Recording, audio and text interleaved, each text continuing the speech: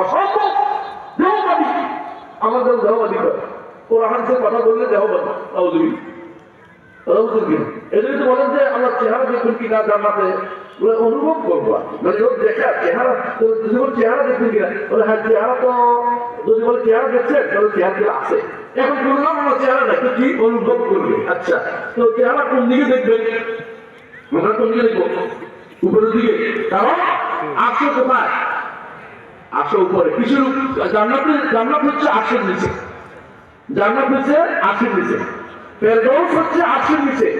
কাউসার জান্নাতের যে নাহারগুলো কোথা থেকে আসবে জানেন? আরশের নিচ থেকে প্রবাহিত হয়ে আসে, জান্নাতের ভিতরে আসবে।